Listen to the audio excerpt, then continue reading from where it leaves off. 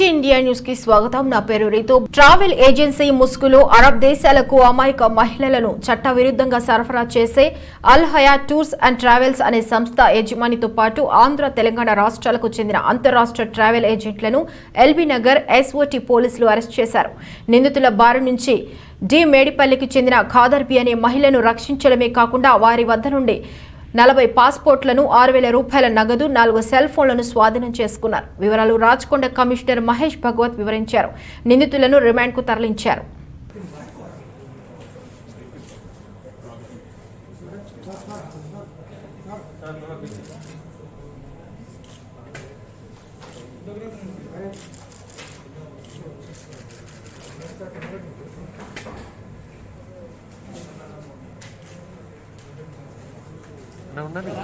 ఉండని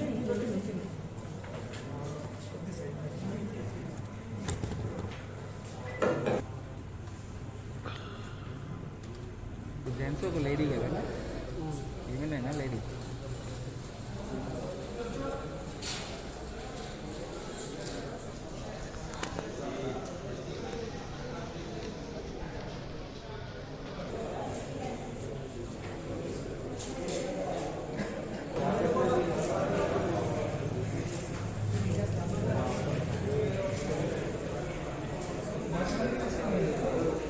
ఈ bogus agents ద్వారా ఇలాంటి ఈ కడప గ్యాంగ్ కావచ్చు, ఇంకొకటి కావచ్చు, మన దగ్గర కూడా ఉన్నాయి కొన్ని. ఇలాంటి బోగస్ ఏజెంట్స్ ద్వారా దయచేసి no one should go and get their life spoiled. అదే మా రాచకొండ కమిషనరేట్ తరఫున విజ్ఞప్తి. ఈరోజు ఈ మన ఎస్ఓటి ఎల్బీ నగర్ వాళ్ళు చాలా మంచి పని చేశారు. They have arrested this gang who is in the business of sending these people via this bogus document and on the visit visa, not on the work visa. At the same time, they were trying to sexually exploit also the victim women. So this kind of activities which are against the law will not be tolerated at all. We will definitely take action on them. Remaining accused also will arrest them and will ensure the cases against them will get convicted. The accused will Section 420 IPC, తర్వాత 509 IPC and Section 25 of Immigration Act దాని కింద case book చేయడం జరిగింది. మాకు తెలిసిన విషయం అంటే ఈ లోకల్ ఏజెంట్ కి ఒక వ్యక్తిని పంపిస్తే లోకల్ ఏజెంట్ కి 1 లక్ష రూపాయలు దాకా వస్తుంది. ఇది ఇక్కడ వాళ్ళకి ఈ లోకల్ ఏజెంట్ ని ఎవరు రిక్రూట్ చేస్తారు, వాళ్ళు 3 to 4 లక్ష రూపీస్ మినిమం ఒక వ్యక్తితో సంపాదిస్తారు. So thank you. Sri Chaitanya కళాశాల చైతన్యపురి పాకాల బ్రాంచ్ లో పనిచేస్తున్న అధ్యాపకుల ఆందోళన. గత సంవత్సర కాలం నుంచి యాజమాన్యం జీతాలు ఇవ్వకుండా వేధిస్తున్నారని ఆరోపిస్తున్న లెక్చరర్స్. విద్యార్థుల నుంచి లక్షల రూపాయల ఫీజులు వసూలు చేస్తూ జీతాలు చెల్లించకుండా మా జీవితాలతో ఆడుకుంటున్న శ్రీ చైతన్య కాలేజీ యాజమాన్యంపై ప్రభుత్వం వెంటనే చర్యలు తీసుకోవాలని డిమాండ్ చేసినారు. పనిచేసిన కాలానికి జీతాలు చెల్లించి ఉద్యోగుల్లోకి తీసుకోవాలని ప్రశ్నిస్తే ఉద్యోగం నుంచి తొలగించి కొత్త వారిని తీసుకోవడంతో మనోవేదనకు గురైన అధ్యాపకులు క్లాస్ రూమ్లోకి వెళ్లి స్వీయ నిర్బంధం చేసుకున్న లెక్చరర్లు.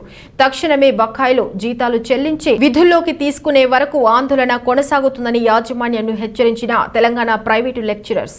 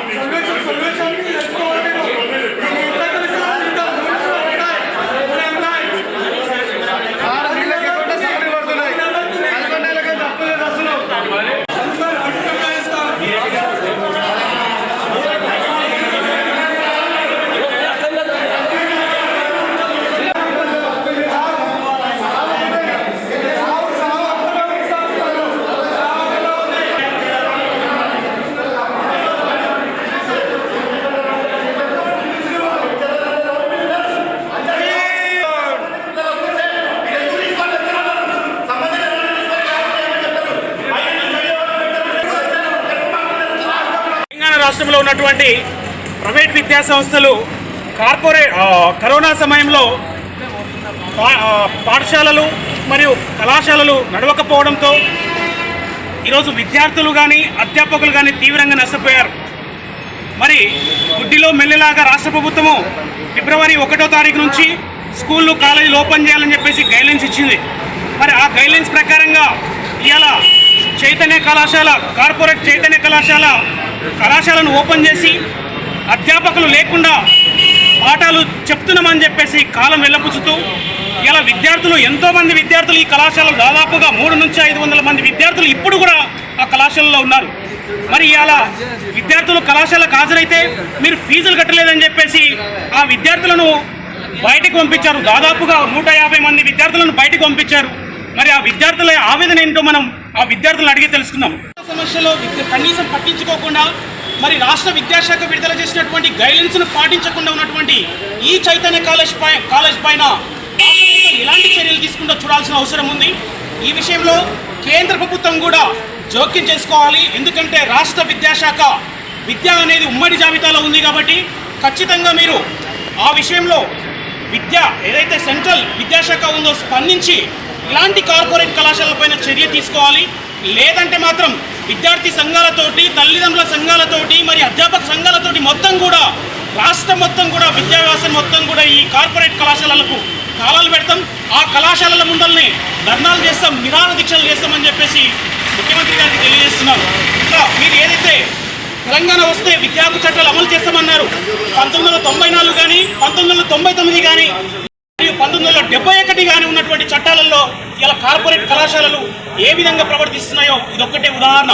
మరి ఆ చట్టాలు ఏమున్నాయో ఆ చట్టాల ప్రకారంగా మీరు చర్యలు తీసుకోవాలని చెప్పేసి రాష్ట్ర ముఖ్యమంత్రి గారికి, రాష్ట్ర విద్యాశాఖ మంత్రి గారికి తెలియజేస్తున్నాను.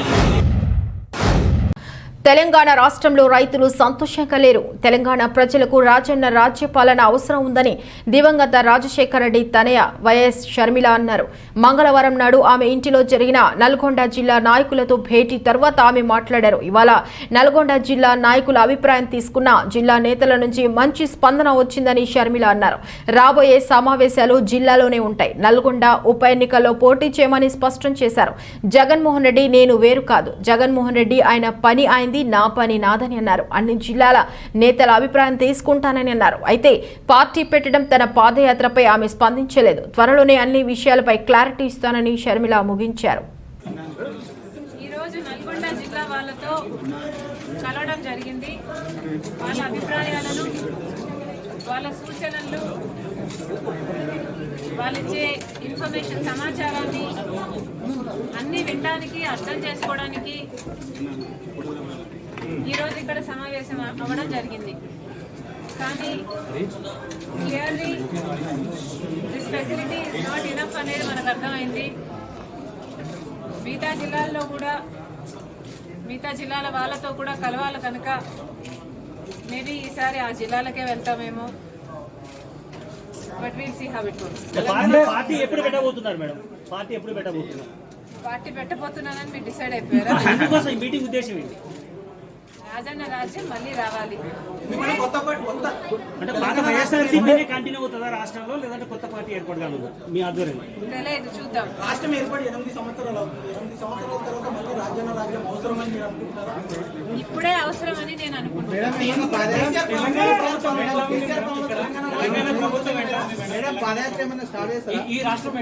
మీరు చెప్పండి, తెలంగాణ ప్రభుత్వం ఎలా ఉంది? రైతులు సంతోషంగా ఉన్నారా? విద్యార్థులందరూ ఉచితంగా చదువుకోవాలి.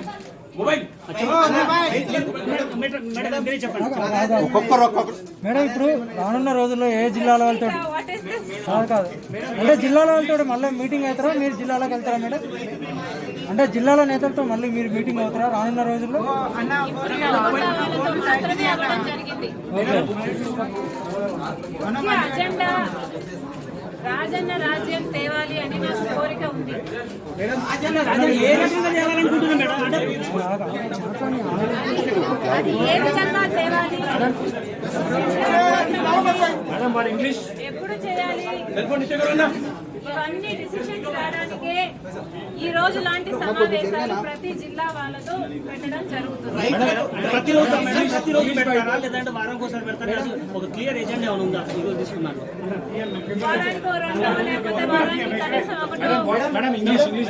అంటే నెక్స్ట్ మీటింగ్ ఎప్పుడైనా షెడ్యూల్ ఏమైనా రెడీ అయిందా? ఏ జిల్లా నెక్స్ట్ అంటే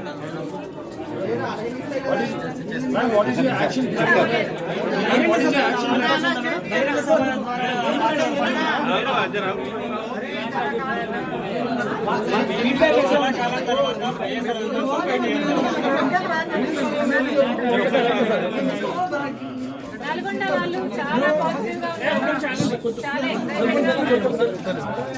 రాజరాజన్ తప్పకుండా చేయాల్సిన అవసరం ఉంది అంటున్నారు, అవకాశం కూడా ఉంది అంటున్నారు. చాలా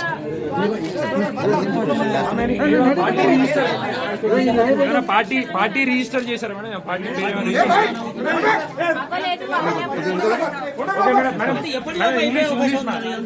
ఎప్పటిలోపు అయిపోయే అవకాశం ఉంది? ఎప్పటిలోగా ఇవన్నీ పార్టీ సమావేశ సభలు మేడం ఇంగ్లీష్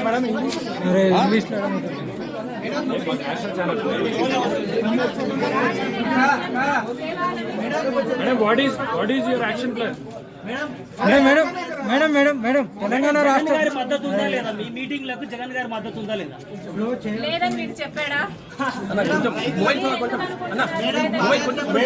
జగన్మోహన్ రెడ్డి గారు నాకు తోడ పుట్టిన అన్న, వయసులో నాకంటే పెద్దవాడు.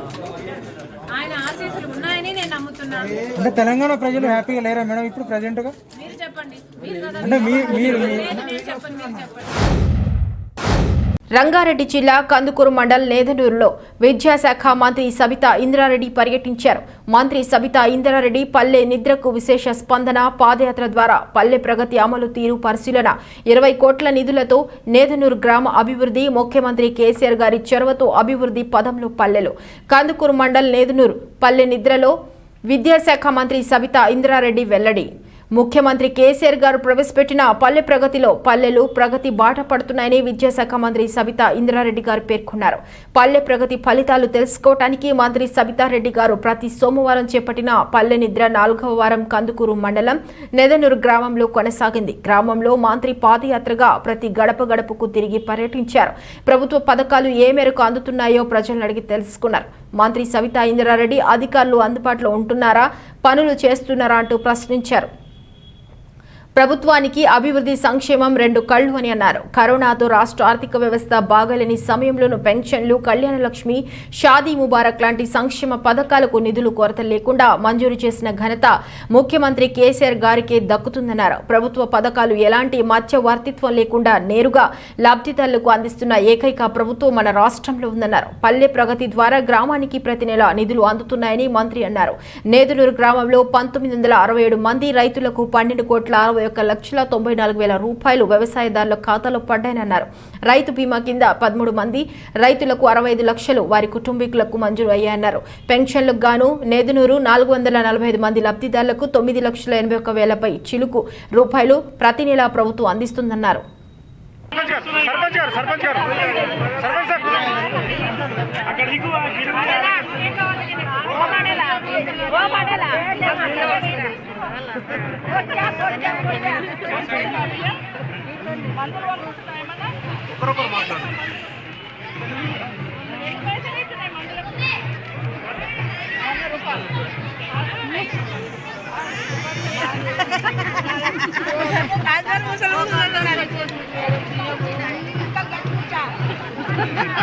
ఇంకా గట్టిపోతాయి.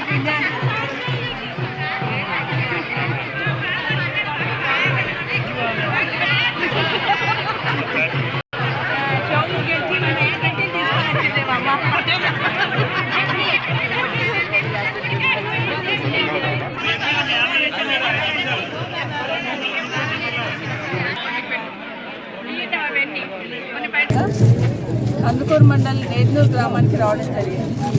మండలం మొత్తంలో పెద్ద గ్రామాలలో ఇది నేదునూరు గ్రామం కూడా ఉంది. దాని దాదాపు 7,000 జనాభా ఈ గ్రామంలో నివాసం ఉంటూ ఉంటారు. గ్రామం అంతా కూడా ఒకసారి పరిశీలించినప్పుడు ముఖ్యంగా 7,000 కుటుంబాలకు సంబంధించిన మిషన్ భగీరథ నీళ్ళు అందాయా లేదా అని చూస్తున్నప్పుడు ప్రతి దగ్గర కూడా కొంత ప్రెషర్తో రావట్లేదని ఒక కంప్లైంట్ ఇస్తూ ఈరోజు ఒకటి చెప్తా ఉన్నారు. గౌరవ ముఖ్యమంత్రి గారు కేసీఆర్ గారు ఒకటే మాట మాతో మరీ చెప్తా ఉన్నారు. గ్రామాలలోకి వెళ్తున్నప్పుడు గ్రామంలో చేపట్టిన అభివృద్ధి కార్యక్రమాలన్నీ కూడా తప్పకుండా సమీక్షించుకోండి అని చెప్పారు. దాంట్లో ఈరోజు పల్లె ప్రగతిలో సంబంధించి గ్రామంలో గ్రేవ్ యార్డ్ కానీ, డంపింగ్ యార్డ్ కానీ, శ్మశాన వాటిక కానీ, పల్లె ప్రకృతి వనం ఇలాంటివన్నీ తీసుకోవడం జరిగింది. దాంతోపాటు గౌరవ ముఖ్యమంత్రి గారు ఇచ్చిన హామీ ప్రకారం తెలంగాణ రాష్ట్రం మొత్తంలో ఇంటింటికి మిషన్ భగీరథ ద్వారా నీళ్ళు అందించడం అనే ఒక పెద్ద సంకల్పంతో ఈ ఒక్క గ్రామంలోనే 2,20,00,000 రూపాయలు ఖర్చు పెట్టడం జరిగింది. పైప్ లైన్కి 1-2 కాదు, 2,20,00,000 ఒక నెల్లూరు గ్రామంలోనే పెట్టడం జరిగింది. దాంతోపాటు గౌరవ ముఖ్యమంత్రి గారు ఇంకో కార్యక్రమం, రైతులకు సంబంధించి ఏదైతే పెద్దపీట వేస్తూ వారికి భరోసా ఇచ్చే కార్యక్రమం, రైతు బంధు కార్యక్రమం తీసుకున్నారో ఈ ఒక్క గ్రామంలోనే రైతు బంధు మొదలుపెట్టినప్పటి నుండి ఇప్పటి వరకు రైతుల అకౌంట్లలో 12 కోట్ల రూపాయలు పడ్డాయి. ఇంచుమించు 12 కోట్ల రూపాయలు ఈ ఒక్క గ్రామంలోనే పడ్డాయి జరిగింది. ఏ రైతులు కదిలిచ్చినా 1/2 ఎకర్ ఉన్నా కూడా నాకు పడింది రైతు బంధు అని ధీమాగా చెప్తా ఉన్న సందర్భాన్ని ఈరోజు చాలా భరోసాగా ఫీల్ అవుతా ఉన్నారు రైతులందరూ. తర్వాత ఈ మధ్య మొక్కజొన్నలు వేయొద్దంటే కూడా మొక్కజొన్నలు వేయడం జరిగింది లాస్ట్ ఇయర్. ఆ సందర్భంలో ఇక్కడ ఎక్కువ మటుకు మొక్కజొన్నలు పండించిన వాళ్ళందరూ కొంత ఇబ్బంది పడ్డ సందర్భంలో ముఖ్యమంత్రి గారు తీసుకున్న నిర్ణయం వల్ల చాలామంది రైతులకు ఇక్కడ మేలు జరిగింది. వాళ్ళందరికీ కూడా ఈరోజు గిట్టుబాటు ధర వచ్చి మొక్కజొన్నలు కూడా కొనడం, వాళ్ళ అకౌంట్లో మిషన్ మన రైతు బంధుకు సంబంధించిన అమౌంట్ వేయడం అనేది ఈ గ్రామంలో ప్రధానంగా చూశాను. తర్వాత కళ్యాణ లక్ష్మికి సంబంధించిన చెక్స్ కానీ, రైతు బీమాకి సంబంధించిన చెక్స్ కానీ ఇక్కడ బాగా రావడం జరిగింది. చాలామంది కొంతమంది పెన్షన్ రావాల్సిన వాళ్ళందరూ కూడా ఎదురు చూస్తున్నారు. వాళ్ళందరూ కూడా అప్లై చేసుకొని వెయిట్ చేస్తున్నారు. వాళ్ళందరూ కూడా ప్రభుత్వం నుండి వచ్చేటట్టు తప్పకుండా ప్రయత్నం చేయడం జరుగుతుంది. చాలామందికి పెన్షన్ వస్తున్న పండు ముసలాకుంటే వాళ్ళు 2,000 రూపాయలు వాళ్ళు ఎక్స్ప్రెస్ చేస్తున్నారు. చాలా సంతోషంగా ఒక పెద్ద కొడుకులాగా ఇస్తూ ఉన్నాడు. ఆయన పుణ్యమే మేము ఈరోజు బియ్యం తింటున్నాం, అన్నం తింటున్నాం, చీరలు, బతుకమ్మ చీరలు కూడా ఆయన ఇచ్చినాయి, పెన్షన్ కూడా ఆయన వేసిందని చెప్తా ఉన్నారు. నిజంగా గ్రామాలకు వస్తున్నప్పుడు జనరల్గా మేము మాట్లాడి వెళ్ళిపోతూ ఉంటాం డెవలప్మెంట్ కార్యక్రమాలు. ఉదాహరణ మొన్న వచ్చినప్పుడు ఈ గ్రామానికి డబుల్ రోడ్ కావాలన్నారు, ఆ వర్క్ జరుగుతూ ఉంది. అట్లాగే ఈ గ్రామానికి 2 అవుట్లెట్స్ మేజర్ కావాలని అడుగుతూ ఉన్నారు. వాటిని తొందరలోనే తీసుకోవడం జరుగుతుంది. కొన్ని పెండింగ్ వర్క్స్ కొన్ని ఉంటాయి, వాటిని తీసుకోవడం జరుగుతుంది. కానీ సంక్షేమ కార్యక్రమాలు ఒకరొకరికి అందుతున్నాయా లేవని తెలుసుకోవడానికి మాకు ఇది బాగా ఉపయోగపడింది. ప్రతి ఇల్లు టచ్ చేస్తున్న సందర్భంలో వాళ్ళ ఆర్థిక పరిస్థితి అవగాహన చేసుకోగలుగుతున్నాం. వాళ్ళకి ఎంతవరకు ప్రభుత్వం బెనిఫిట్ అయింది కూడా అవగాహన చేసుకోగలుగుతున్నాం. ఒకటి మాత్రం వాస్తవం, తెలంగాణ రాష్ట్రం వచ్చిన తర్వాత గౌరవ ముఖ్యమంత్రి గారు వారి నాయకత్వంలో ఈ రాష్ట్రంలో అట్టడుగు వర్గాల్లో ఉన్న పేద వాళ్ళందరికీ కూడా సంక్షేమ పథకాలు అందుతున్నాయని ఈరోజు గ్రామం తిరుగుతూ ఉంటే అర్థమవుతుంది. వికారాబాద్ జిల్లా తాండూరు మున్సిపల్ పరిధిలోని వార్డు నెంబర్ 31లో 7 లక్షల డ్రైన్ వర్క్స్ ను, వార్డు నెంబర్ 6లో 2 లక్షల సీసీ రోడ్డు పనులను ప్రారంభించిన మున్సిపల్ చైర్పర్సన్ తాటికొండ స్వప్న పరిమల్ మాట్లాడుతూ వార్డులలో ఉన్న ప్రతి పెండింగ్ పనులను పూర్తి చేస్తామని అన్నారు. ఈ కార్యక్రమంలో కౌన్సిలర్స్ బోయ రవి, శోభ, రాణి, సల్మా, ఫాతిమా మరియు నాయకులు బోయరాజు, ప్రజలు తదితరులు పాల్గొన్నారు.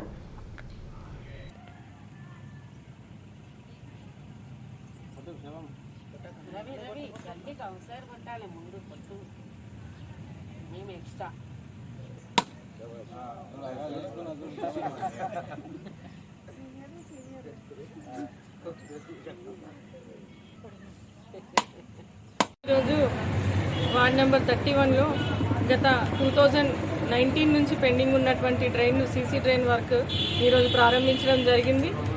7 lakhs తోటి 14th FC నుంచి నిధుల నుంచి వర్క్ స్టార్ట్ చేయడం జరిగింది. అలాగే ఇంకా కొన్ని పెండింగ్ వర్క్లు ఉన్నాయి ఈ వార్డులో కూడా. అతి త్వరలో అవన్నీ మేము చేస్తామని అందరికీ తెలియజేస్తున్నాను. మన ఈ వర్క్కి కాంట్రాక్టర్ అయినటువంటి మునిందర్ రెడ్డి అన్నగారికి ఒకటే విన్నపం ఏంటంటే, చాలా వర్కులు ఆయన పేరు పైన పెండింగ్ ఉన్నాయి. అతి త్వరలో ఇవన్నీ వర్కులు చేస్తే బాగుంటుందని నేను ఆశిస్తున్నాను. చేస్తారనే నమ్మకం కూడా నాకుంది. అతి తొందరలో చేయాలని కోరుకుంటున్నాను. ఈ సీసీ రోడ్డు వరకు చాలా రోజుల నుంచి ఇబ్బంది ఉంది ఇక్కడ ఇళ్ళకి. ఇది కూడా కొంచెం డ్రైన్ అయిపోతే ఈ రోడ్ అనేది కూడా తొందరలోనే వర్క్ స్టార్ట్ చేపిస్తాము. ఇంకా ఎలాంటి సమస్యలున్నా భద్రన్న గారు మా దృష్టికి తీసుకొస్తున్నారు కాబట్టి అతి త్వరలో అవన్నీ కూడా చేయిస్తాము. విడతల వారీగా అవుతుందని అన్నకు కూడా విన్నయించుకుంటున్నాను. ఎందుకంటే అన్నీ ఒకేసారి అంటే అవ్వలేవు. విడతల వారీగా ఒకటి కాగానే ఒకటి నెమ్మదిగా చేయిస్తామని అన్నకు కూడా తెలియజేస్తూ ఈరోజు ఈ ప్రోగ్రాంకి విచ్చేసినటువంటి కార్యక్రమానికి విచ్చేసినటువంటి మన వార్డు కౌన్సిలర్ అయినటువంటి లావణ్య గారికి, ఫ్లోర్ లీడర్ అయినటువంటి శోభారాణి గారికి, అలాగే నా కౌన్సిలర్స్ సల్మా ఫాతిమా గారికి, రవిరాజు గారికి, ఇక్కడ విచ్చేసినటువంటి వార్డు ప్రజలకి, కాంట్రాక్టర్కి, ప్రతి ఒక్కరికి, ప్రెస్ అండ్ మీడియా మిత్రులకి హృదయపూర్వక ధన్యవాదాలు తెలియజేసుకుంటూ ముగిస్తున్నాను. సంగారెడ్డి జిల్లా ఐటియా బోలారం పోలీస్ స్టేషన్ పరిధిలో నిన్న రింగ్ రోడ్డు పక్కన వ్యక్తిని తగలబెట్టిన కేసును 12 గంటలపై ఛేదించిన బోలారం పోలీసులు A1 గా మందకృష్ణ, A2 అంబాద్ మల్లీశ్వరి, A3 తలారి పద్మ, A4 మందలక్ష్మి నలుగురిని అదుపులోకి తీసుకుని రిమాండ్ కు తరలించిన బోలారం పోలీసులు. వీళ్ళందరూ కూడా కాలు పట్టుకొని చంపేయడం జరిగింది. చంపేసినాక అది అట్ అబౌట్ 11 to 12 మధ్యలో జరిగింది.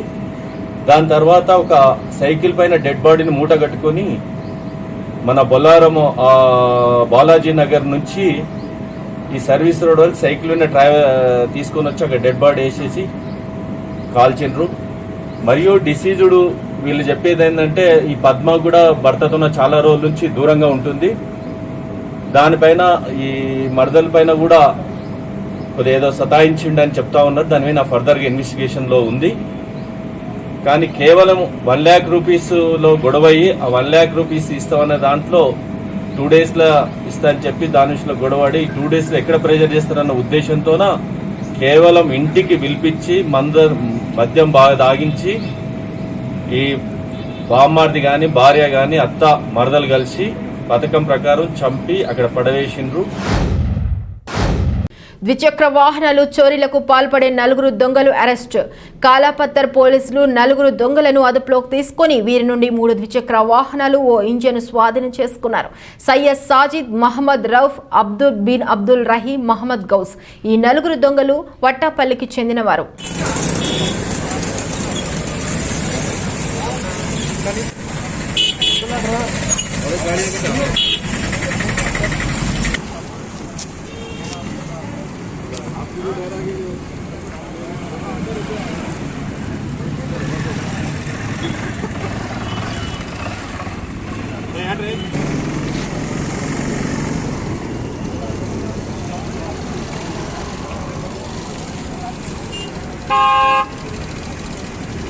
చెప్పండి సార్.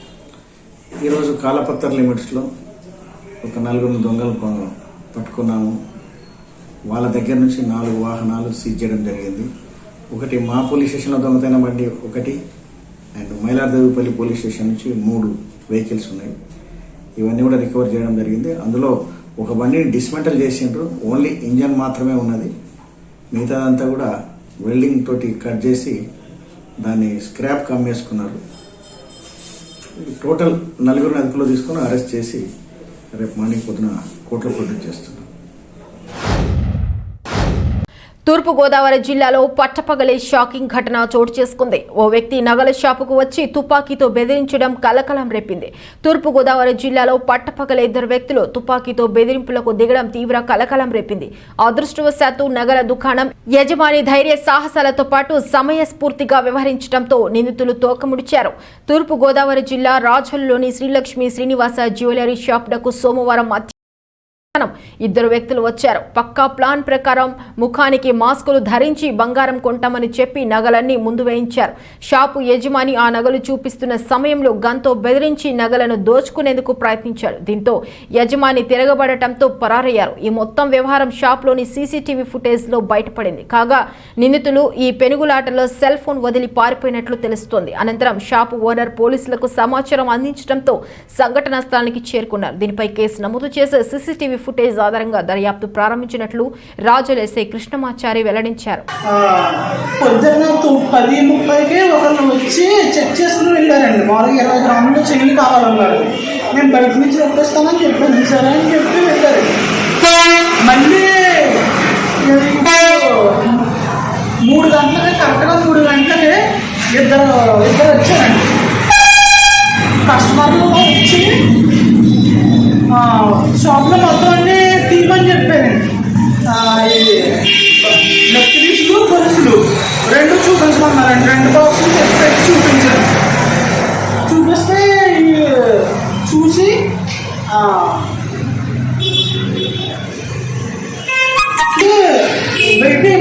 గేట్ వేసి చూసేలోపు గంగ తీసి గంగ మీద పెట్టి మొత్తం అన్ని లోపల పెట్టు, లేదంటే చంపే గంగ షూట్ చేస్తానని చెప్పి బెదిరించాను. నేను ఇంకా భయపడకుండా వాళ్ళని పట్టుకుని గంగని పక్కన జరిగించేసి వాళ్ళని గింటేస్తా ఫోన్ లాగేసుకున్నానండి.